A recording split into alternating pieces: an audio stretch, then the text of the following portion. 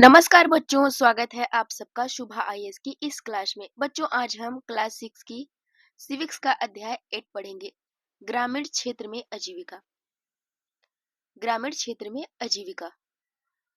तो बच्चों, भारत की जो असली पहचान है उसके गांवों से होती है, जहां खेतों में मेहनत करने वाले किसान, मजदूर और कारीगर अपनी रोजी रोटी कमाने के साथ साथ पूरे देश को जीवन देते हैं। इस अध्याय में हम जानेंगे कि गांव के लोग किस तरह खेती करते हैं, किस तरह से पशुपालन करते हैं और अपने छोटे छोटे कामों के जरिए अपनी आजीविका चलाते हैं। कौन सी चुनौतियां उनके सामने आती है और किस तरह से एक गांव की अर्थव्यवस्था आपस में जुड़ी रहती है। तो चलिए बच्चों, शुरू करते हैं ग्रामीण क्षेत्र में आजीविका को समझने की एक रोचक यात्रा। तो देखिए कि पहले अध्याय में हमने अपने जीवन के मौजूद तरह तरह की विविधताओं पर नजर डाली थी। जैसे अध्याय 1, 2, 3 हो गया, इन सब विविधता से संबंधित था। तो हमने इस पर भी विचार किया कि अलग अलग क्षेत्रों में रहने रहने से वहाँ के लोगों के काम धंधों पर कैसे असर पड़ता है। वहाँ पर पाए जाने वाले पेड़ पौधे, वहाँ की फसलें या दूसरी चीजें किस तरह उनके लिए महत्वपूर्ण हो जाती है। इस पाठ में हम यह देखेंगे कि गांव में लोग किन विभिन्न तरीकों से अपनी आजीविका चलाते हैं। पहले दो पाठों की तरह यहाँ भी इसकी पड़ताल करेंगे कि क्या लोगों के पास आजीविका चलाने के समान अवसर उपलब्ध है या नहीं। उनके जीवन की परिस्थितियां एक दूसरे से कितनी मिलती जुलती हैं और वे किन समस्याओं का सामना करते हैं, इन्हें हम देखेंगे। तो चलिए शुरू करते हैं।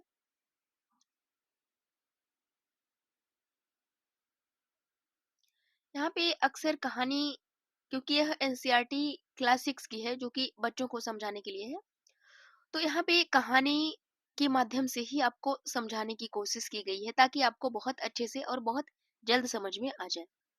तो यहाँ पे कलपट्टू एक गांव की कहानी से हम शुरू करते हैं अपने इस अध्याय की।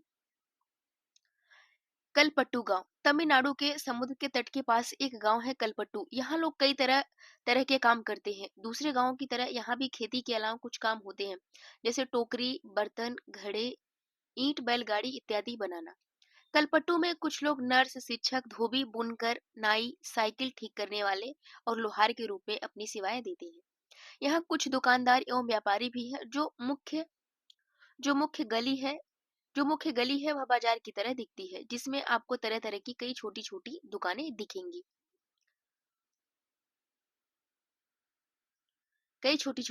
दिखेंगी, जैसे चाय, सब्जी, कपड़े की दुकान तथा दो बीज और खाद की, चार दुकानें चाय की जहाँ टिफिन भी मिलता है। यहाँ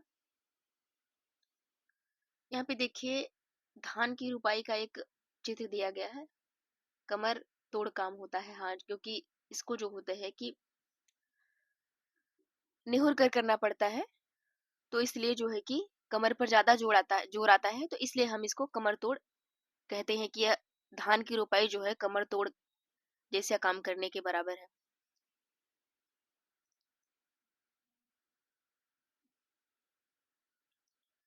अब यहाँ पे देखिए टिफिन का मतलब है कि खाने पीने की हल्की फुल्की चीजें, जैसे सुबह इडली, डोसा व उपमा मिलता है और शाम के नाश्ते में वड़ा, बौड़ा व मैसूर पाक मिलता है। चाय की दुकानों के पास कोने में एक लोहार का परिवार रहता है।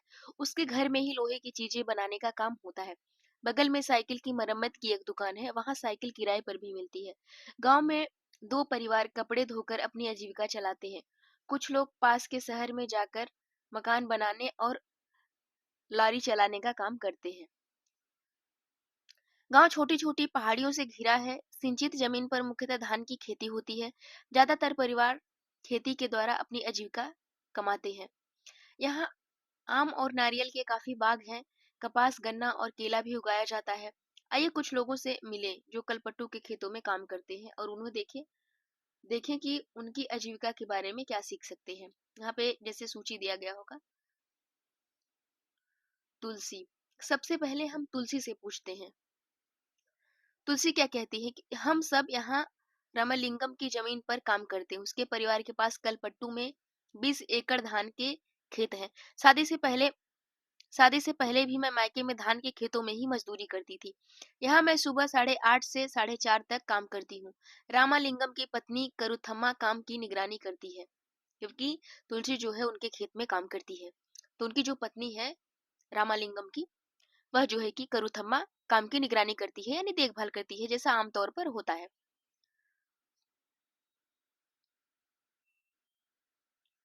साल में कुछ मौके ऐसे होते हैं जब मुझे नियमित रूप से मजदूरी मिलती है। यह उन मौकों में से एक है। मैं धान रोप रही हूँ, जब धान की फसल थोड़ी तो मैं रामलिंगम बढ़ जाएगी तो रामलिंगम हमें निराई के लिए और बाद में कटाई के लिए बुलाएगा। इस तरीके से। जब मैं कम उम्र की थी तो निराई कटाई का काम आसानी से कर लेती थी, लेकिन अब जैसे-जैसे उम्र हो रही है मुझे झुककर काम करने और देर तक पानी में पैर डुबोए रहने से तकलीफ होती है, ऐसा तुलसी बता रही है। तकलीफ होती है। रामलिंगम एक दिन का 40 रुपया मजदूरी देता है। मेरे गांव में मजदूरी के रेट से यह थोड़ा कम है, फिर भी मैं मजदूरी के लिए यहाँ आती हूँ। रामालिंगम मुझ रामालिंगम पर मुझे भरोसा है कि काम होने पर वह मुझे ही बुलाएगा। बाकी लोगों की तरह वह आस पड़ोस के गांव में सस्ते मजदूर ढूंढ सस्ते मजदूर ढूंढने नहीं जाता। यानी इन सब का रिश्ता ऐसा है।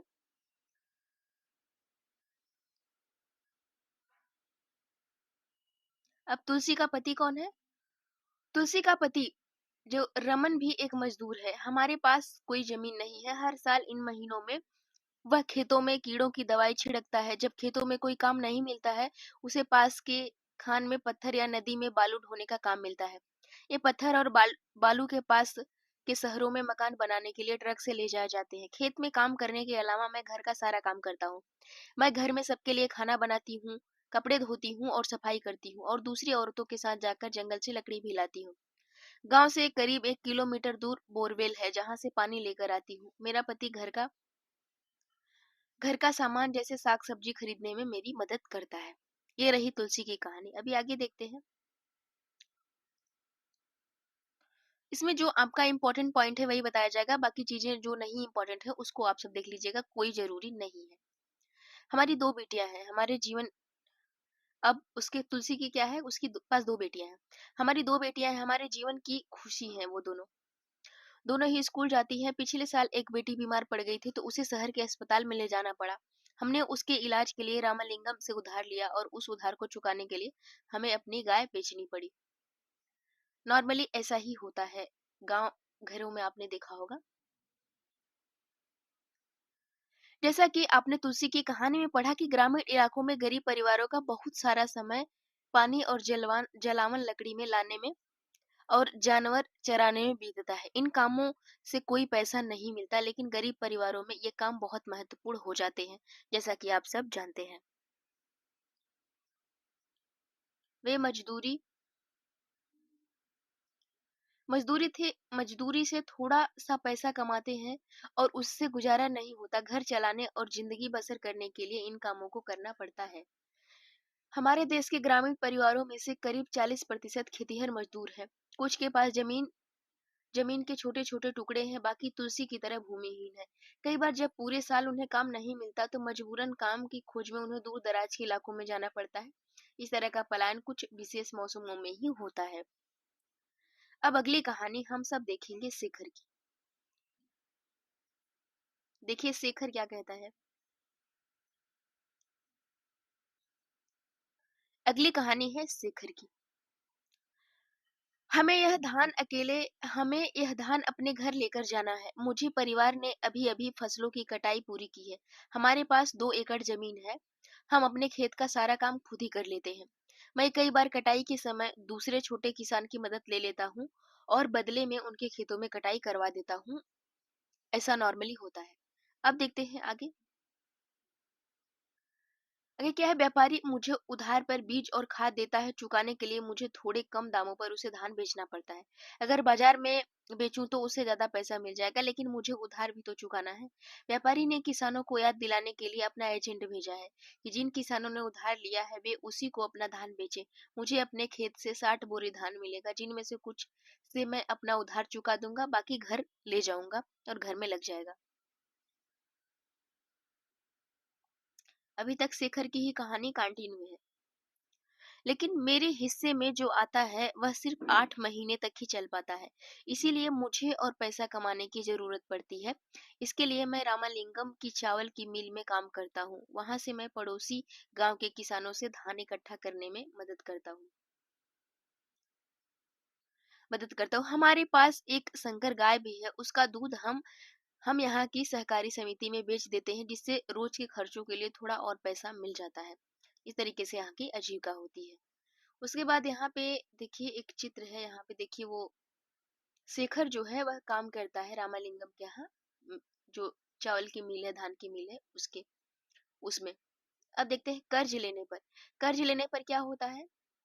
कर्ज लेने पर जैसा कि आपने ऊपर पढ़ा कि कई बार शेखर जैसे किसान जरूरी चीजें खरीदने के लिए पैसा कर्ज लेते हैं। अक्सर ये पैसा बीज, खाद और कीटनाशक खरीदने के लिए साहूकार से कर्ज लिया जाता है। अगर बीज अच्छी किस्म की नहीं होते या फसल को कीड़ा लग जाता है तो पूरी फसल बर्बाद हो सकती है। बारिश पूरी बारिश पूरी नहीं होने पर भी फसल खराब हो सकती है। ऐसी स्थिति में किसान अपना उधार नहीं चुका पाते। कई बार परिवार चलाने के लिए उन्हें और पैसा कर्ज के तौर पर लेना पड़ता है। जल्दी ही कर्ज इतना बढ़ जाता है कि किसान कितना भी कमा ले वह उसे चुका नहीं पाता। इस स्थिति में कहते हैं कि किसान कर्ज तले दब गया है। पिछले कुछ सालों में यह किसानों की विपदा का मुख्य कारण बन गया है। कई क्षेत्रों में किसानों ने कर्ज के बोझ से दबकर आत्महत्या कर ली है।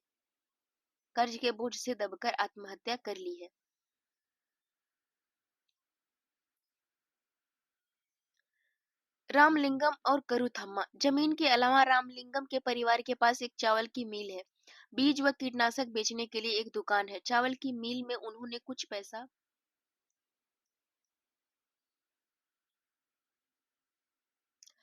पैसा लगाया है, थोड़ा सरकारी बैंक से लिया है।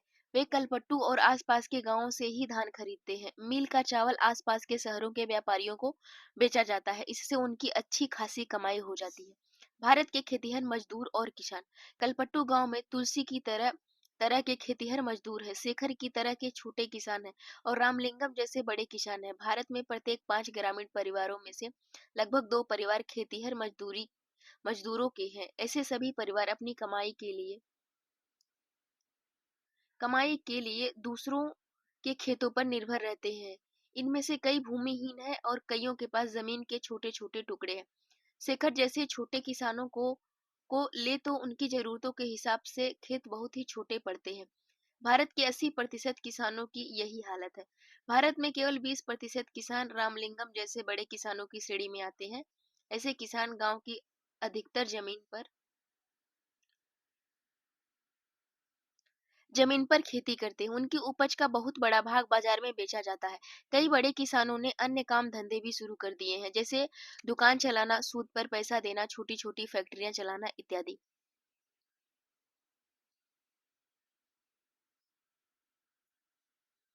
हमने कलपट्टू में होने वाली खेती के बारे में पढ़ा है। ग्रामीण क्षेत्र में खेती के साथ-साथ लोग जंगल की उपज और पशुओं आदि पर निर्भर रहते हैं। उदाहरण के लिए मध्य भारत के कुछ गांवों में खेती और जंगल की उपज दोनों ही आजीविका के महत्वपूर्ण साधन है।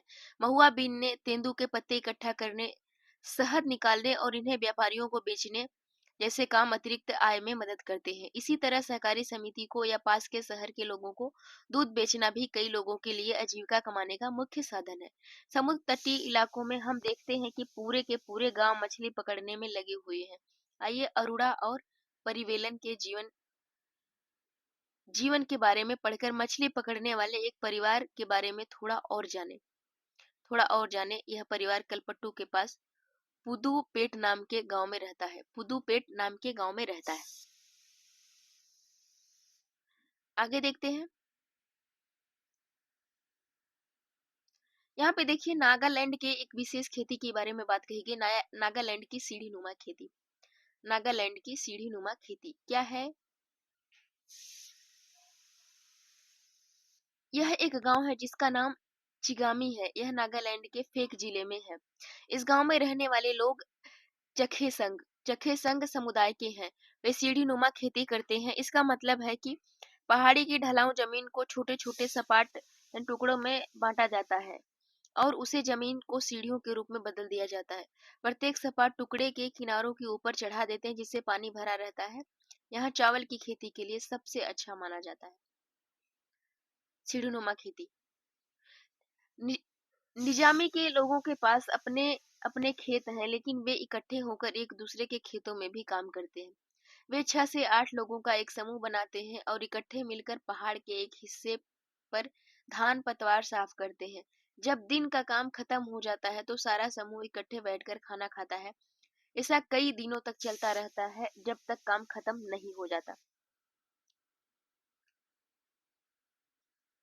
अब देखते हैं अरोड़ा और परिवेलन की कहानियां। अरोड़ा और परिवेलन। पुदुपेट कलुपट्टम से कलपट्टू से ज्यादा दूर नहीं है। यहाँ लोग मछली पकड़कर अपनी आजीविका चलाते हैं। उनके घर समुद्र के पास होते हैं और वहाँ चारों ओर जाल और कैटामरैन मछुआरों की खास तरह की छोटी नाव बख्तियार दिखाई देती है। सुबह 7 बजे किनारे बड़ी गह मागहमी रहती है। इस समय सारे कैटामरैन मछलियां पकड़कर लौट आते हैं। मछली खरीदने और बेचने के लिए बहुत सारी औरतें इकट्ठे हो जाती हैं। मेरा पति परिवेलन, मेरा भाई और जीजा आज बड़ी देर से लौटे हैं। मैं बहुत परेशान हो गई थी। हमारे कैटामरैन में इकट्ठे ही समुद्र में जाते हैं। उन्होंने बताया कि आज वे तूफान में फंस गए थे।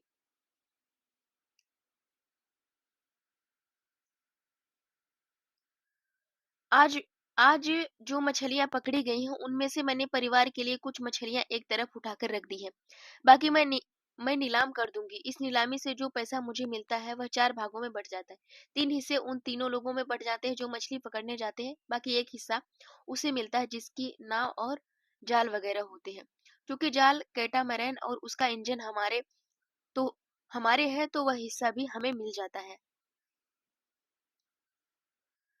वह हिस्सा भी हमें मिल जाता है। हमने बैंक से उधार लेकर एक इंजन खरीदा है जो कैटामैरन में लगा हुआ है। इससे वे लोग समुद्र में दूर जा सकते हैं और ज्यादा मछलियां मिल सकती हैं इनको।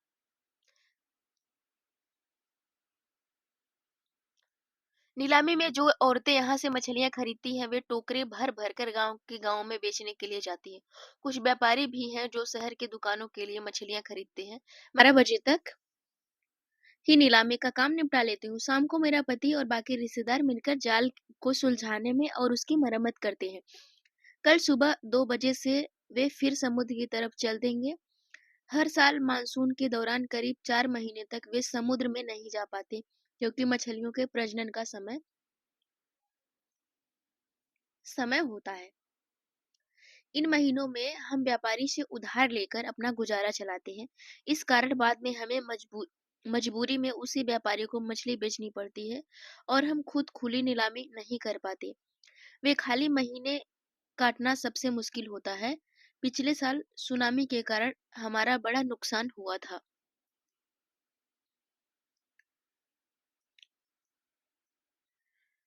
यानी ग्रामीण क्षेत्रों में आजीविका के साधन क्या है? ग्रामीण क्षेत्रों में लोग अपनी आय विभिन्न तरीकों से कमाते हैं। कुछ खेती बाड़ी का काम करते हैं, कुछ अन्य काम करके अपनी आजीविका चलाते हैं।